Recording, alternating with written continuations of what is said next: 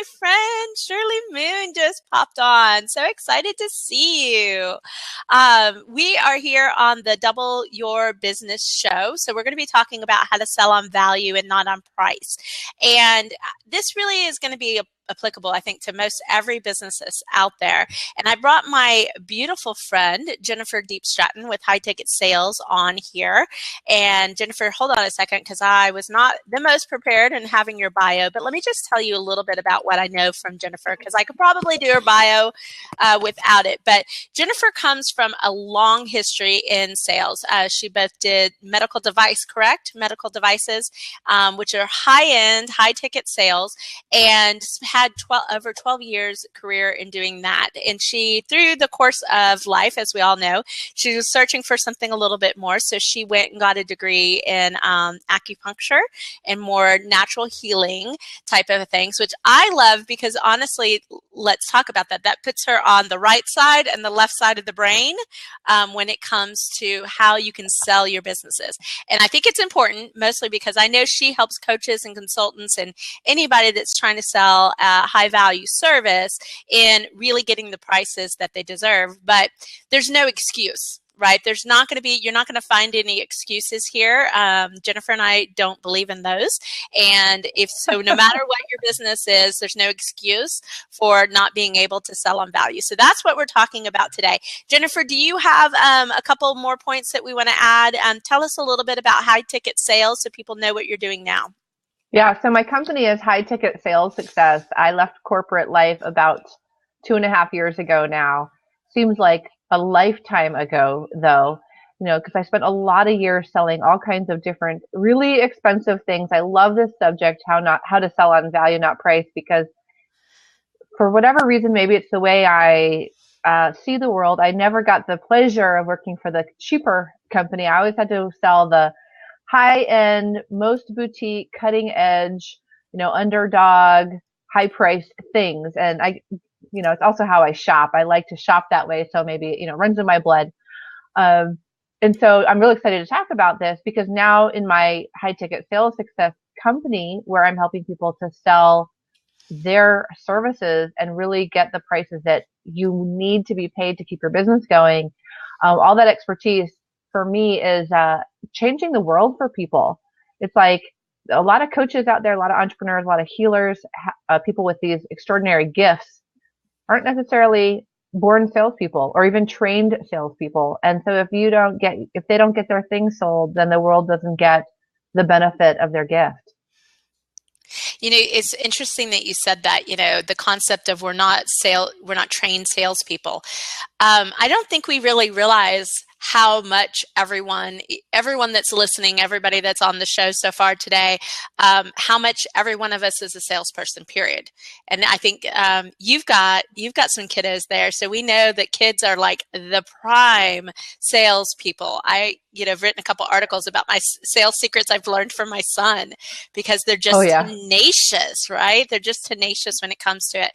Tell me, you kind of went into sales, but most people have to come to that realization that they are a salesperson and that it's okay to be a salesperson.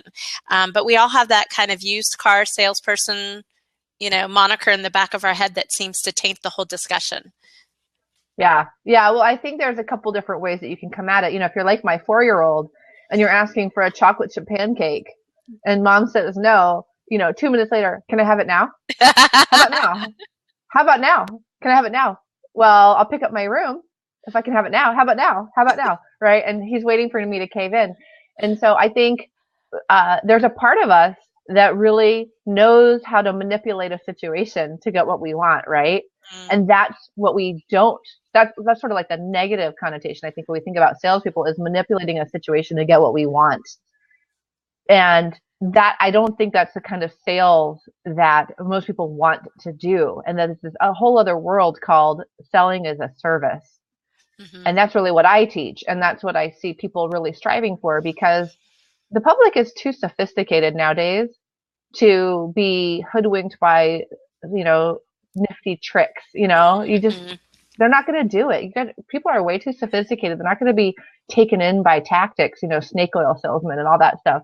Now it's really about being honest. It's about being authentic. It's about being trustworthy. It's about finding a match. And that's like the high end of sales, the Yeah. positive light on sales. Well, and I think Planet Upcycle is just called, I call it the salesperson syndrome. And it is. And, when I have a couple talks that I give on sales, and it's like the nature of our consumers is changing. We are more educated, we are more sophisticated, and the more you purchase, the more sophisticated you are. And it only takes one or two bad salesperson experiences for you to nip it in the bud, and not want as soon as somebody kind of puts on those manipulating tactics, you're turned off, you're ready to walk away. And so we're here to help change that for you. And I want to kind of talk about how this problem shows up in businesses, because you might not see it. You might not have an idea of what that looks like. And Jennifer's going to kind of chime in with me today too. But, first of all, one way that it shows up is really you're just not getting enough clients. You may be having some conversations, but you're not closing the sale due to quote unquote, you're too expensive, it costs too much. Some of those things that we hear. No, okay, I got to tell you, Amy, go ahead and share Jennifer's gift that we have today. I got to tell you, I previewed this, which is why I'm bringing it up. You've got to go get it. I emailed Jennifer. Jennifer and I have known each other for a while. Went, who wrote this? This is freaking awesome. She's like, I did. And I was like, that's how awesome this is. But it's 9 secrets that she's going to share that's all about being able to raise your price. And so we're going to talk individually about some of these. Go get it, because we're not going to have time to go to all 9. But one of the things we were talking about is that whole you're too expensive objection and what that really means. That's in that kind of free gift. So you want to grab that. How else do you see this shows up for people in their businesses if they're having this, they're not doing a good job of communicating value? How does it show up that they're not doing a good job of communicating value? Yeah. How else might it look like in their business? Yeah. So mostly it's, I don't have the money, or I need to think about it. I mean, really, I hate to say it, but when you're selling, you might have a ton of value, but if you're not saying what it takes for people to get that value, then it doesn't matter how great your thing is. Mm-hmm. That's why it's called sales. I mean, it's like when I go through my processes with my clients and I ask them, what makes you unique? Why should I buy your thing? It's like this. I hate to be, sorry clients out there, but you know how you started, right? It's like you start talking and we've all been there. You say something and the other person, their eyes glaze over. They're like, they're like trying to find the next cup of coffee, right? Yeah. Not interesting. But if you can get to the words, the few words out of, an hour, you might have one sentence that's really intriguing. You'll know what to say and when to say it. So people say yes. That's where you want to be. Well, and that's one of the mistakes that people are making. You kind of alluded it to, is nobody's really interested in how we do things. They want to know we know how, we know a way to do it. We've got a process, we've got a steps, don't worry, we got it. And here's kind of an outline. They don't care that it's going to be 43 meetings and 22 phone calls and, which is where people try to show value, right? They try to show value in, look at how much work I'm going to do for you. But nobody wants work. Does anybody on here want work? Who wants to buy work? Nobody? I don't want to sell work either. And I'll tell you, if my clients knew how many meetings were going to happen, they probably wouldn't buy. Exactly. They want the results, right? They want the results. And that's what we're really talking about when it comes to value, is talking about the benefits and the results, the kind of, what's the pot of gold at the end of the rainbow for them? You're going to take them over the rainbow. You know the way on the rainbow, but what's at the end? What did they get at the end? And that's kind of part of this value proposition. I wanted to bring up this scenario because I think it's, I see so many people doing it, but it's basically, especially as a startup, you come out and you say, I'm going to price myself lower than all my competition so that I get all their business. Does that work? Do you see that work at all? No. It only works if you're Walmart. And then even Walmart has problem with EDLP. It's called EDLP, so everyday low pricing is what that strategy is. But you can't be a low-cost leader in services. I think you're destining your business to be bankrupt in 6 months if that's your kind of position. Because what kind of clients do you see that being that low cost leader attracts to a business? Well, these are the people that don't think they have any money. Mm. So yay, let me fill my business with those people. There are also people that don't really appreciate the value. You know, there's a psychological decision that people have based upon the price. And it's the weirdest thing that when your price goes up, you actually get better quality clients who expect more and actually give you freedom to do your job. But it always seems well, like and those people that are paying more, they actually know themselves as people who can produce a result at a higher level. See, if you look at the people who are buying a $99 thing or a $49 thing or a $197 thing, they're going, ooh, I hope that $197 thing solves my problem. Ooh, maybe this is it. Maybe this is it. And everyone else who's already done all that, and now they're buying the $3,000, $10,000, $20,000 thing, they all know that the $197 thing won't get you far. Even if you did every single thing that $197 product taught you, the seller of it couldn't have put enough information for you to actually get where you needed to go. It's a nice taste, it's a nice start, but it's not going to get you the real result. And so you end up having these clients that don't value, they think that they're going to have their whole problem solved for $197. And then they don't understand the breadth and depth or appreciate the knowledge that the expert actually has. Well, and I always find that when you're dealing at such low pricing, and it might be a good strategy for your business, there's times where it is, but it does tend to get people that want more. You know, they want a discount on the front end, and then they want you to deliver more. How much more can I get from you?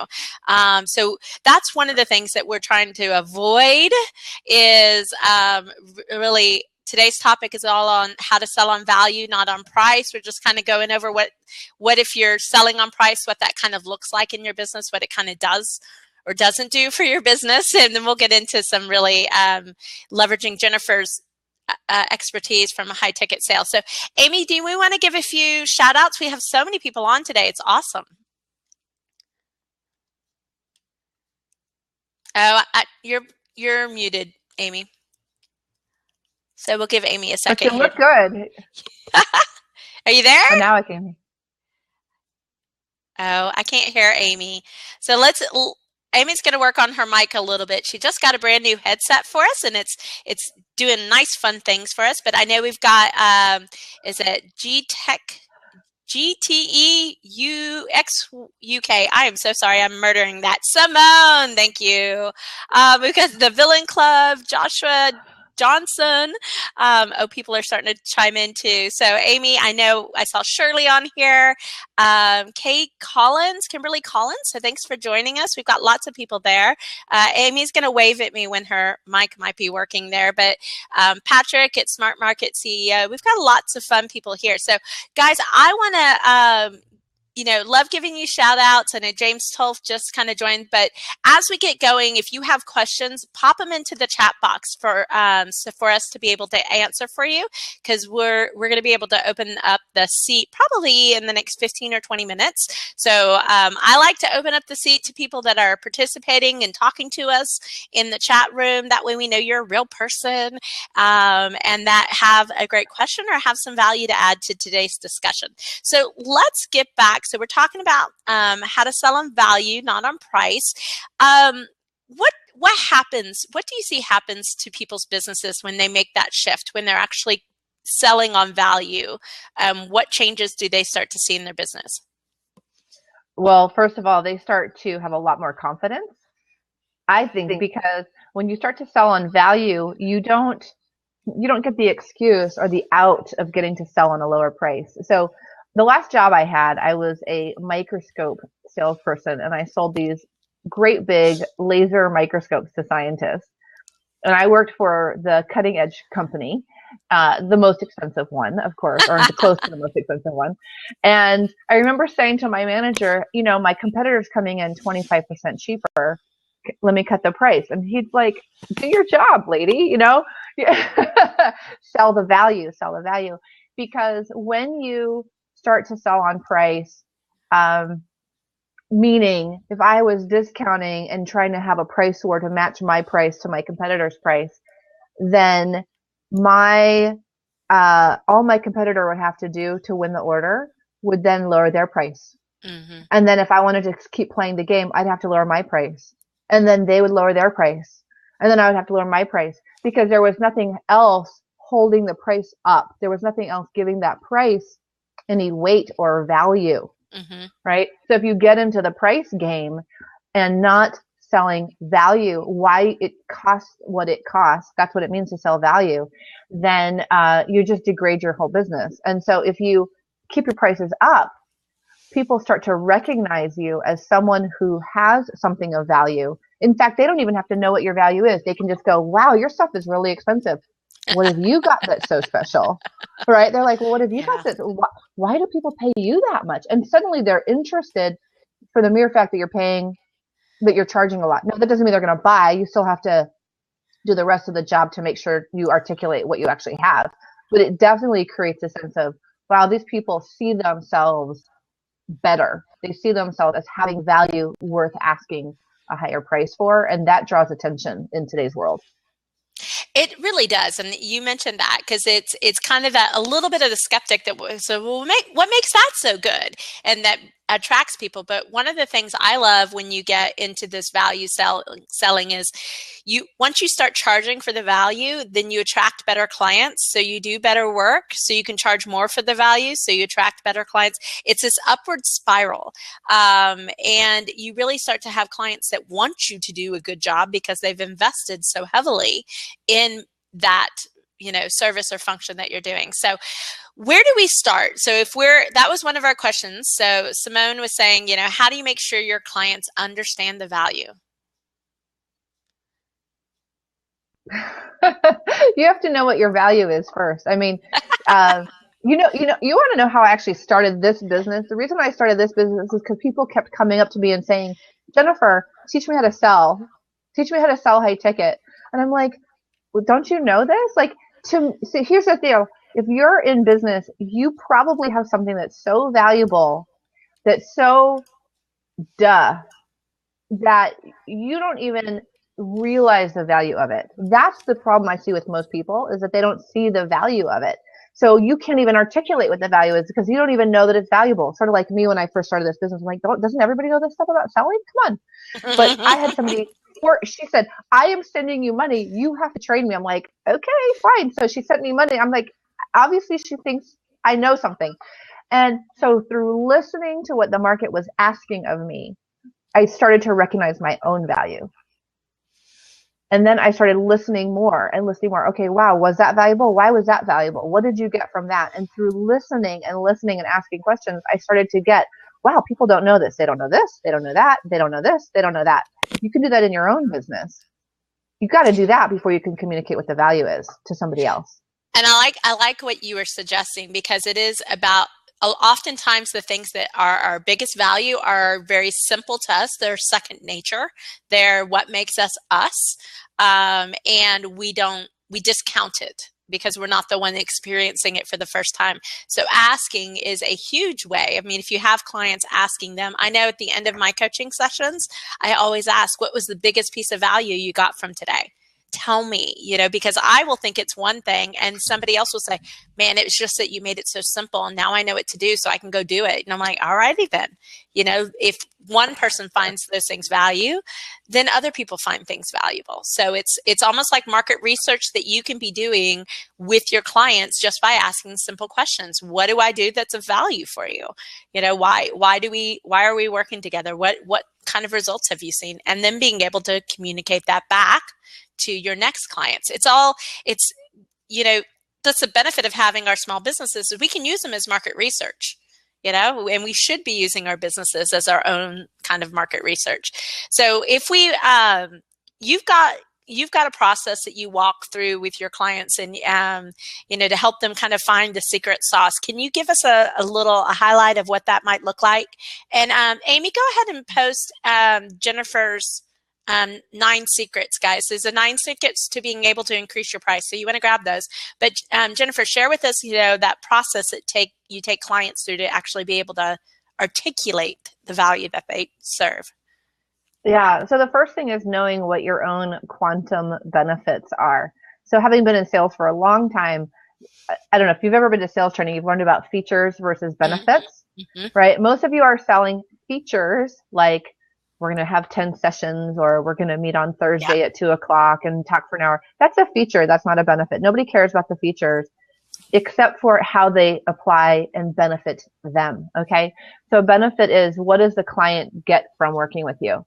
Well, I've come up with this new idea, more of an expanded idea called quantum benefits. And the quantum benefit is the thing that makes you unique, it's specific, and it's highly attractive to your ideal client. Okay, so quantum benefits, and every one of you, every program you have, or every service you have, has at least 3 or 4 or 5 quantum benefits. And so what you want to do to figure out what yours are is you want to take a look and say, what do I do that's unique? What do I do that's unique? So I might be a financial planner, and there might be 100,000 financial planners. I don't know how many there are, but there's lots of them, right? Lots of them, but right. There's something that I do that is really unique that other people don't do. And so when you see what that is, and you can use really specific language around it, and you see how highly attractive it is to your ideal client, suddenly no one can touch you. So do you want me to give an example of how this works? Yeah. Okay, so I have a client, her name is Kristen, and she came to me because she's a personal trainer. How many personal trainers are there? Like fitness trainers? Oh, right. And she was doing a $119 boot camp, and people would come to her, and exercise with her. And she called me, she said, Jennifer, I want to sell this $7,000 6-month program because I have 10 years of nutrition knowledge. I can help people in such an incredible way, but how in the world can I sell this thing to these $119 boot campers? It makes no sense. They're going to laugh at me. Like the idea in her head of selling a $7,000 item to the people was really ludicrous, except for she knew she could do it. And that's why she called me. So we go through this quantum benefit process. And in the process, what we did is, so let me tell you what we did. We discovered who her ideal client is. Who her ideal client is not somebody who's grossly overweight, not someone who's really injured, so on the surface, it looks like they're people that wouldn't pay a lot of money. Okay. So that's the other thing. On the surface, it looks like, oh, they're not really overweight. They're not really sick. They're basically fit people. Why would they pay $7,000? Well, here's the thing. Her ideal client is someone who's been going to a boot camp class or an exercise class. Maybe they're 40 years old, decent shape, maybe, a little out of shape, but not grossly overweight, right? And they're frustrated because everyone else, they're doing the same exercise as everyone else. Everyone else is getting stronger, leaner, fitter. They're getting weaker, tighter, more fatigued, and not getting the benefit. They don't understand why. Okay. So what she did is she realized, hey, my quantum benefit is I actually have been trained for 10 years, mind you. She goes, I actually have a test that I do with each of my clients where I can figure out if a given exercise is good for their body or bad for their body. That's bam, huge value. Quantum benefit, right? Quantum benefit, really unique. Okay, who's testing individual exercises? Maybe there's a couple people, right?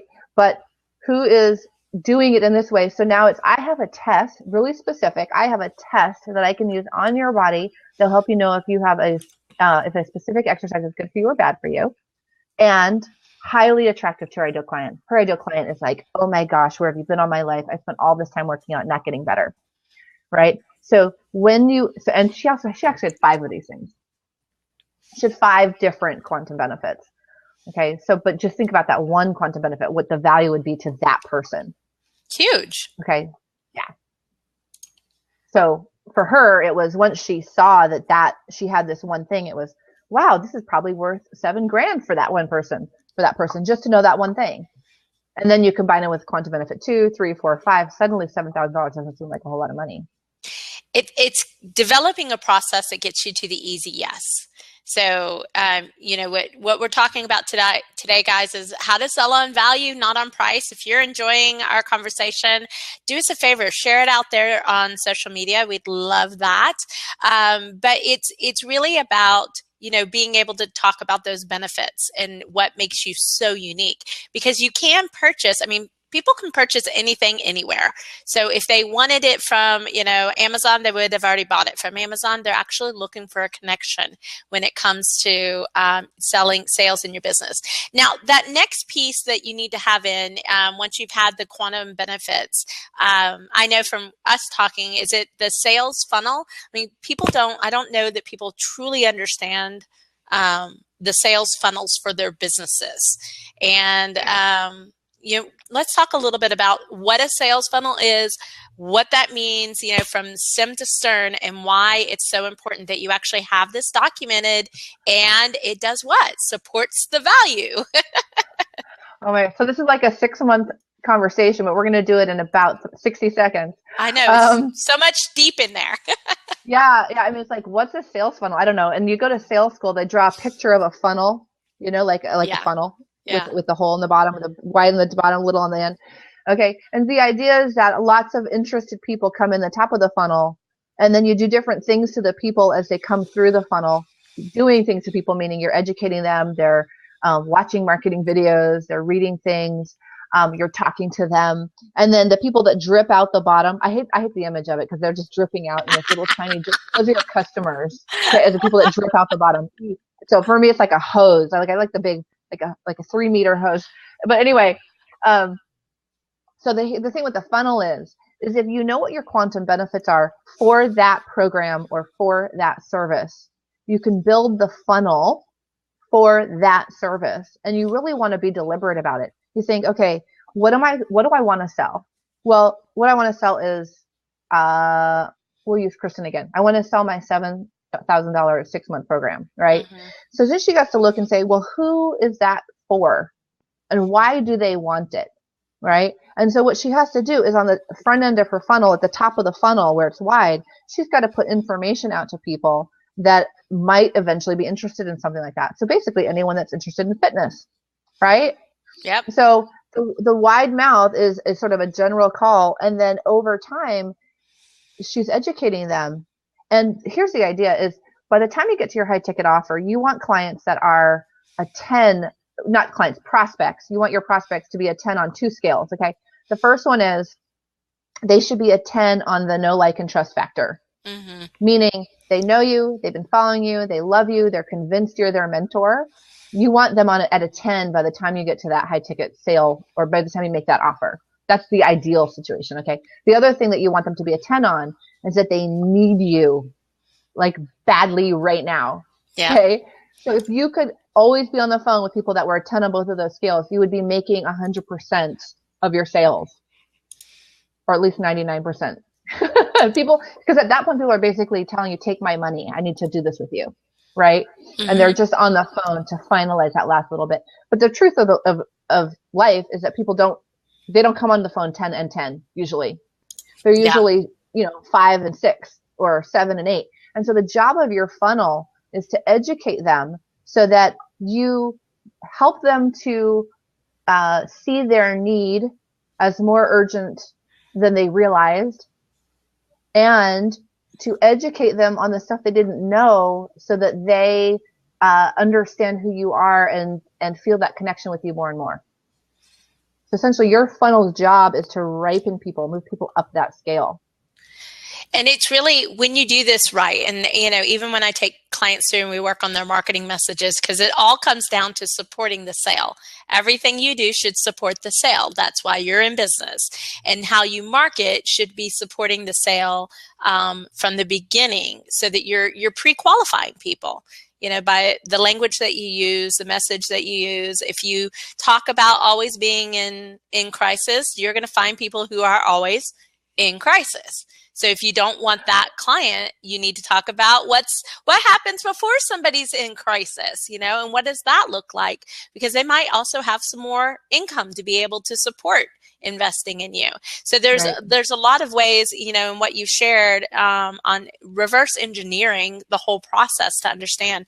But there's also I know you've heard, it takes 7 touches to be able to make a sale. Is that really that kind of process that you have in your mind of it really takes time to build the relationship with them, and whether the touch is an email or a video or something like that? I don't believe in time. Okay. Talk to me about that. Why don't you think it takes time? I think it takes being real. I think it takes being real. I think I could get on the phone with somebody and in 60 minutes create a relationship, and at the end they're handing me a credit card. And it has nothing to do with trickery or being clever. It has to do with being real. However, having said all that, if you're marketing online, you really do need a way for people to consume information about you, because your power is really diluted over the internet in some sense. Like if somebody meets you face to face or you're speaking live, you have instant credibility. They know you. You're obviously a real person. When you're online, you're just an electronic thing. You're a screen, right? So you need ways to be able to consume what you do. When I say consume, read, watch, listen to your message and to your information. In one of my businesses, people opt in. It was so interesting. We put all these different opt-ins on our website. People who opt in for every single thing. Mm-hmm. It was fascinating because I'm like, wow, they're actually hungry for information. Like they want to consume.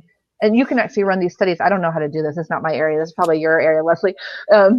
You can actually see how many pieces of marketing does someone actually need to consume before they decide to become your client.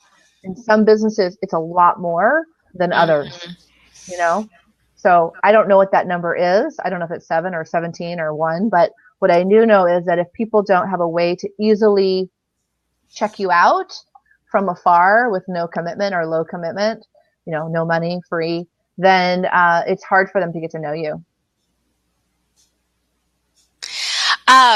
You've talked about this conversation a couple of times, and I know in our world, the strategy session or discovery session, as it's called, is really common. But a lot of people might not just see that this is a call that's that initial qualification where you're getting some information. But I know in your free gift, you say what the goal of it is, but the goal of it is to see if and how we can work together.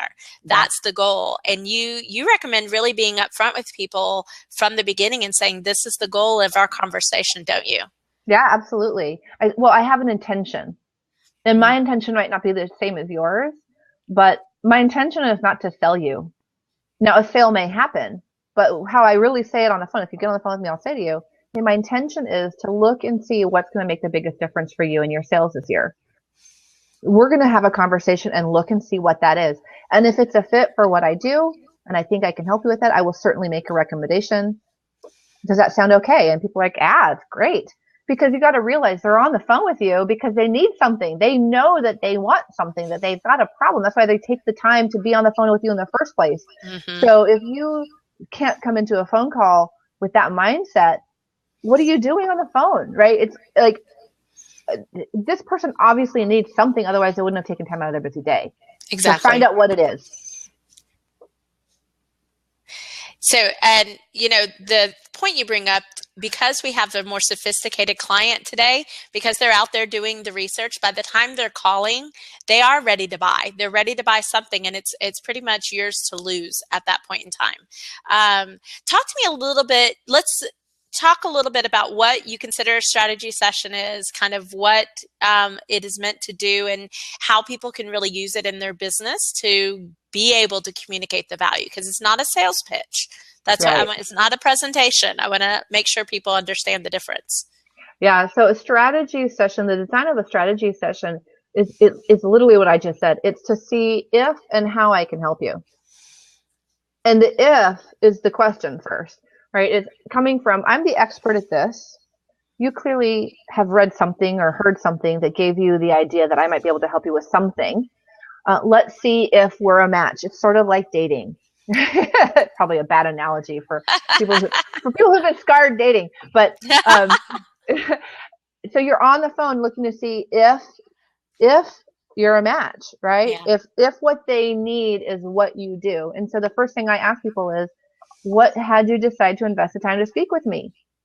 And I teach people high ticket sales, right? So if they get on the phone and they say, well, Jennifer, I heard this recording of you and I really need to get my website redesigned. And so I thought I would talk to you. I'm like, wow, is there anything else that you had in mind? And if they say, well, actually, I thought I would get some copywriting done too. I'm like, okay, great. I do high ticket sales. Was there something in the high ticket selling arena that you wanted to talk about? Yeah. No. Well, you know what? I can't help you. I love meeting you. Thank you. I'm so glad we met. I wish you well. Because, right, there's no match, right? But if Right. they say, look, I've been selling my stuff for $2 and I want to sell it for $2,000, now we have a conversation. Now Did you've I answer your question? I'm kind of like on a rant today. So if I didn't answer your question, tell me. You kind of did. I mean, we started about, the first part of it is assuming that they're looking to solve a problem. You got to figure out if you're the right person. Oh, right. That was the question. Well, Right. But it's really this questioning it's a question conversation, not a telling conversation. Oh, right. Sorry. Yeah. No, that's okay. Right. So the strategy session, okay, why it's not a sales pitch, right? In a sales pitch, you're coming up to somebody and saying, hey, you want to buy a magazine? This is what I got. It's really great. This is why you need a magazine. Hey, what kind of sports do you like? Oh, really? I've got Fish and Tackle right here. Fantastic. Yeah. What other sports do you like? Oh, Sailing Magazine. I've got it right here. Right? That's a pitch. I can pitch. All right. But the thing is that in a sales conversation or a strategy session, which is really a distinct kind of sales conversation, is you're looking to discover together if you've got an overlap of what they need and what you have.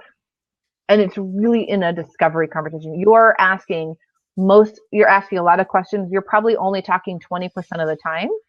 You're asking questions like, well, what are you looking for? Why are you looking for that? What have you tried so far? How has it worked for you? Why do you need that? Has it helped you? Where has it not helped you? What gaps do you see are still there? Right? You're discovering with them. You're essentially guiding the process through asking questions, but you're not pitching per se. There does become a point in the conversation where people say, wow, you've asked me these incredible questions. It sounds like you're an expert. Is there something that you can help me with here? And then it's, sure, this is how I can help you. And then at that point, you might make an offer. I wouldn't really call it a pitch, because you're not like trying to jam a magazine down their throat, right? But you are, well, this is how I can help you. I could do this with you and that with you. What do you think? Mm-hmm. Right? You're on the same side of the table as the person you're talking to. You're actually in a partnership to help them solve their problem. Whereas I think a lot of sales, we think of trying to sell something to someone, like we're trying to overcome or get them to do something, mm-hmm. right? So that's like this adversary. That's why there's this thing called objections, overcoming objections, because you're like they object, and you're like, no, I gotta, get you, and no, I got it, and you're having this little war with, that's not what I'm talking about. In a strategy session, you're a partner. You're on the same side of the table. You're both looking at, hey, you've got this problem. Let's see if we can figure out how to solve it together.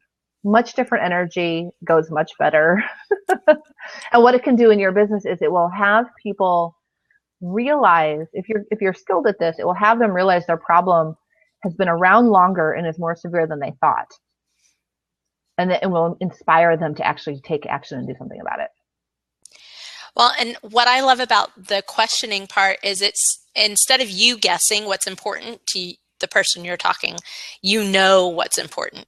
And we both know anytime you're trying to motivate somebody to impact a change in the world, if you're guessing what the reasons behind it are, you'll fall flat on your face. And so it just makes the sales process a little bit easy. Now, what I will say is this sounds really simple when you're talking to us. It sounds really easy. It's actually a little bit of a skill, is it not? It's something you have to ask the right questions at the right time, listen without, staying on a script. That's the easy or the finesse part of it, right, is that you don't get so married to a script that you stop listening. And I've been in conversations where the person, I'm like, you're so not listening to me, because that cuts off the rapport immediately and it starts no longer to be a partnership. I want to share this one quote that I heard this weekend at the Texas A&M Entrepreneur Day. And it was basically anything that ends in ing is not done to somebody, it's done with somebody. So coaching is not done to you, it's done with you. Same thing as selling. Selling is not, like you were just saying, it's not meant to be done to somebody, it's meant to be done with somebody. Yeah. You know, that whole kind of conversation. I want to take a few minutes and say hi to a couple people. We're on the Double Your Business show in 90 days, and we're talking today about how to sell on value, not to price. So we've had some fun people. I know this is the hard part. So Erica Wood is there. She's been having some fun comments out there. Solutions Turk, Anwar, Simone has another question for us that I'll bring up here in just a few minutes. I love this quote that Erica said. She says, yeah, and don't feel bad about making the sale. I've realized people want to spend money. You just have to give them the reason and the product. So you just have to connect them with the right pieces that they need. I know we've got Brian's Brain that's joined in, Abby's, I'm going to guess on that. King of the King popped in for a little bit. That's kind of a fun little kind of note. And I know we've had a couple people on here from the beginning. So Dave at Ultimate Upcyclers, and who's this? Joshua. I think I said hi to Joshua a little bit earlier. So lots of fun stuff here. We're going to go ahead and open up one of our hot seat here. I'm going to go ahead and open that up. If you've got a question and want to come on and ask specific, something specific to your business, please, nod or come up there. So let me ask Simone's other questions. And this is kind of a different process. What do you think about having small products for prospects before the core offer? You want to talk to that? I mean, that's a bit of that tripwire kind of a sales funnel of get them to buy early so they buy it again, because somebody that's bought once isn't likely to purchase from you again. Mm-hmm. Yeah, I don't think it's a bad idea. I'm not against having a tripwire in your business. I think it can certainly serve a purpose. What I find is that a lot of newer entrepreneurs go for the lower ticket and kind of get stuck there. They never fully develop their high ticket funnel, and you get sucked into this vortex of low ticket, low results, low money, you have a whole bunch of buyers at the low end price point, and you have a really hard time moving them up to the higher end price point. The only time I would use a lower end product is if you knew that it was part of a funnel for a higher ticket offer. Mm-hmm. If you know that that's where you're going, and that is essentially just an easy way for people to get to know you at a low price point, but you have a real strategy for moving them into a higher ticket, then you should do it. But I'll tell you, I don't have a low ticket offer. I don't have one. Sorry. For me, it's people come in at the high price. They come at the high investment level. It's not even that big a number, but the quality of those people is so good, and they keep sending their friends, and the quality of work we're able to do for them. Why would, I have to think about it from a business strategy. How would a low ticket offer fit into my business? You really want to think about it first. And if you have to choose one, go with the high ticket first, because it takes the same amount of energy, time, effort to design that whole process and to figure out how to sell it at the $3,000 as it does at the $300. So why not go for the bigger one? You're going to get better clients, and you're going to make more money, and you're going to have better results with them because those people are more committed and they're going to get better results. So why not just start at the top? So we have a little bit of delay there. That's why I keep pausing after I'm waiting for your camera to catch up with your audio. There is that concept. I know it's kind of funny. There is that kind of concept of you can do segmentation on your clients, especially if you're in the online world. Segmentation is probably a really good thing to do, but you got to do it way up front so that you're offering the right thing to the right people at the right time. So you're not turning off a high-end client with a low-end product, and you're not pushing a low-end client into a high-end product that, you know, they're not going to be able to afford, and therefore wasting everybody's time with that. So that's a couple of thoughts there on the small products for prospects. It's definitely more of a strategy of online world than it is in real life.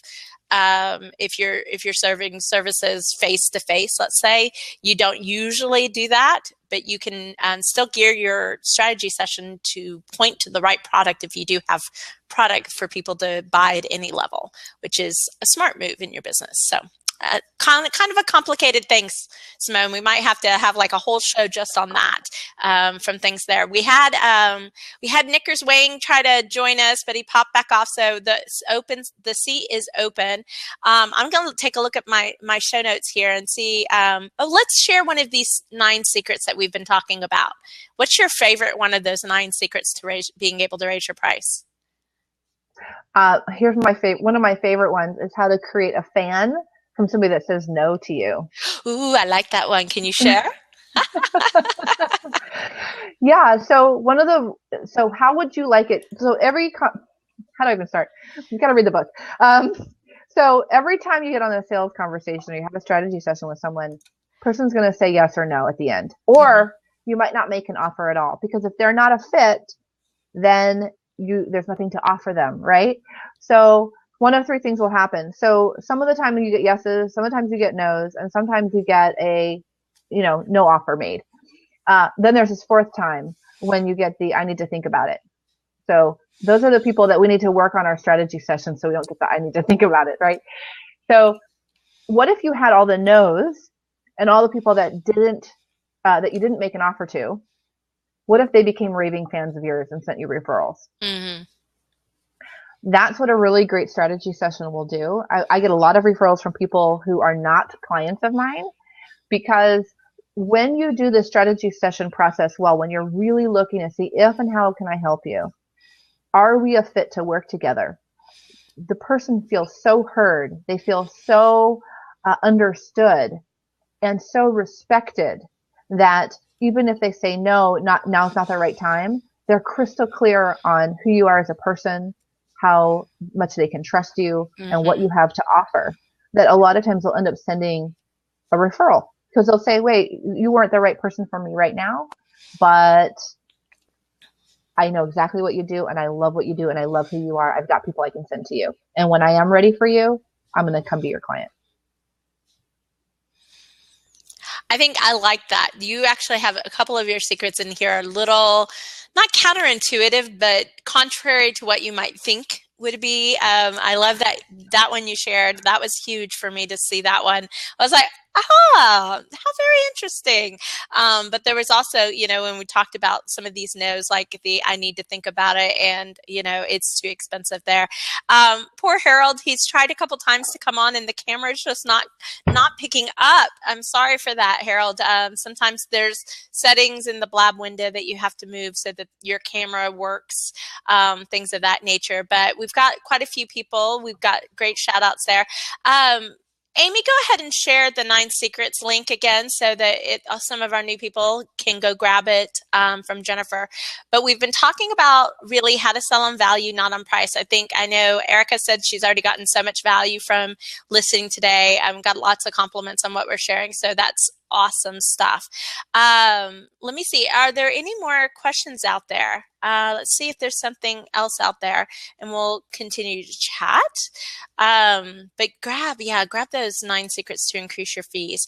So I want to see, I love this. You did talk about how much more confident this really makes people in their sales process. And why is that important when it comes to price? Why is confidence important? Well, as one of my clients said to me, I tried to make the offer at the higher price, but I couldn't say it with a straight face. Right? Like, if you don't believe what you're saying, no one else is either, really. Yes. I mean, and confidence is such a funny word, because mostly we think, oh, well, I'm going to have the confidence. But what it really means is that you believe what you're saying. Yeah. If you don't believe what you're saying, people can smell it a mile away. They're not going to buy. No, and that's what when I talk to people and clients about price, it's prices in between your two ears. It really has a lot more to do about your mindset than your client's mindset.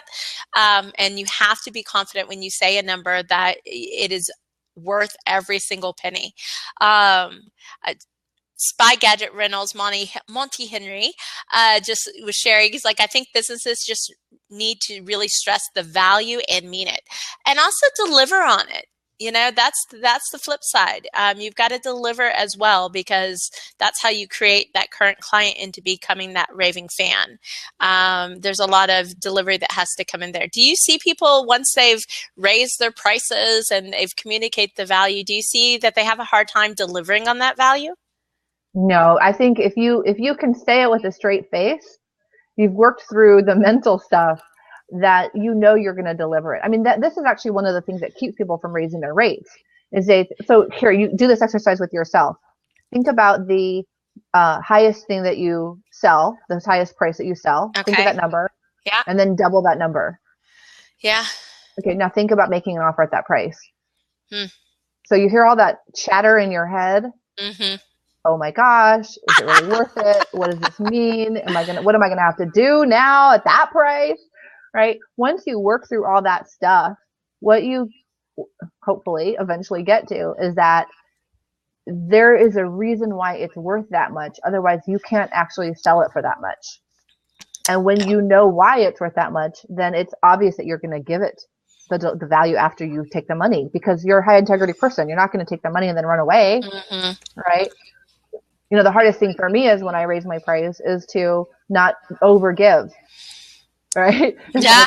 Right? That was going to be the point I was going to make. Yeah. Right. It's like, oh man, they paid me this much. That means I have to, keep my phone on 24 hours a day and carry a pager and make sure that they can.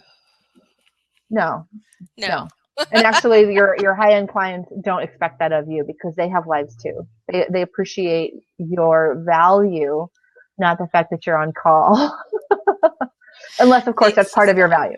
But it might be part of your value, but those are one of those kind of rules I believe in putting in place in your business, is how accessible you are. You are selling a service, not selling your soul. So, keep things in check with that. And we'll get that.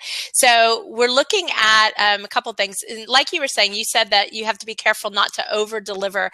And I wanted to make that point, because I have found that when people are confident enough to raise the rate, especially on that first client, they do over deliver, because ethically, if you're ethical and you have integrity, like Jennifer and I said, we only work with those kinds of people, just letting you know.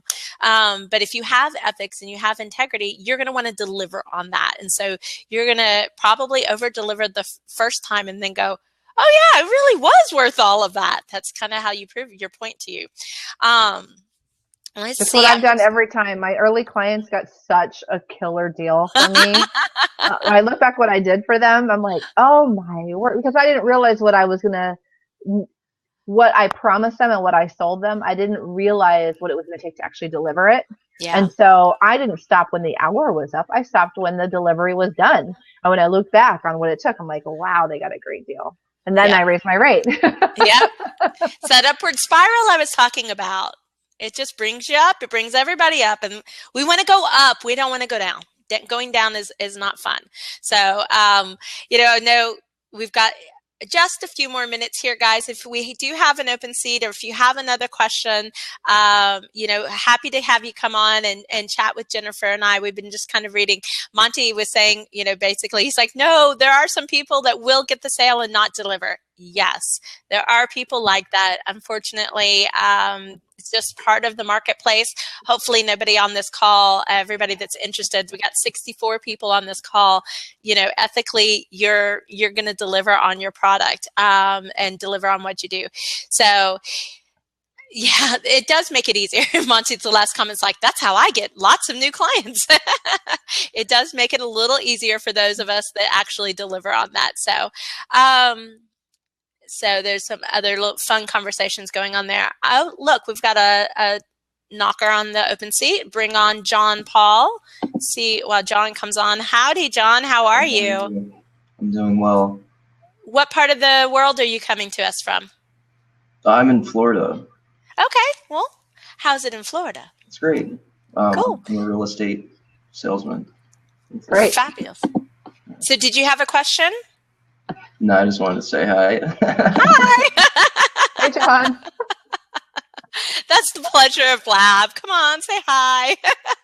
You have an open seat. Not sure what's going to happen some days, but that's okay.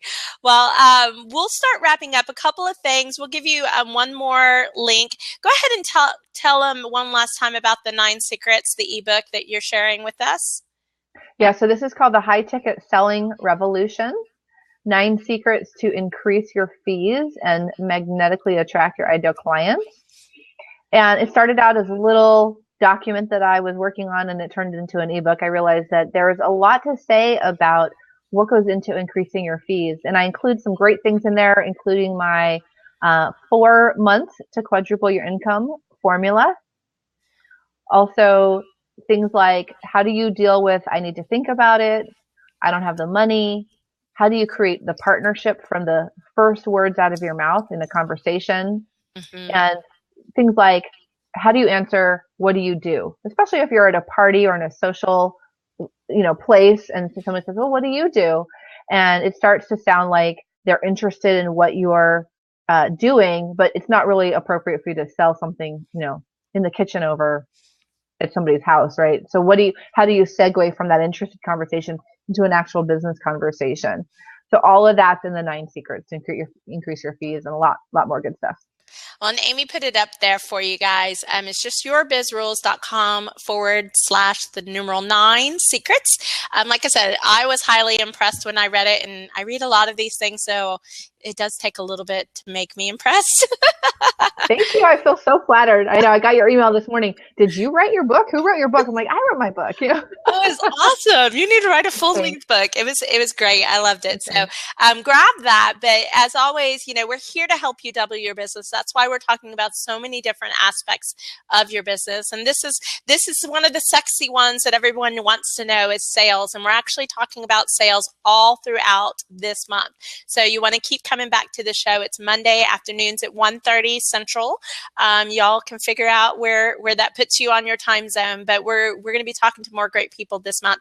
I do want to share with you, if you're looking for more ways to grow your business, I have a great tool for you, and it's 169 ways to grow your business in the next 90 days. So there are lots of ways that you can do it. Guess how many you need?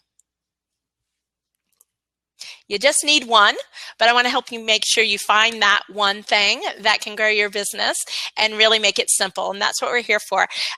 Jennifer, thank you so much for joining us. We have so many people still coming on to the call. Can I plug you before I go? Oh, please. Sure. Why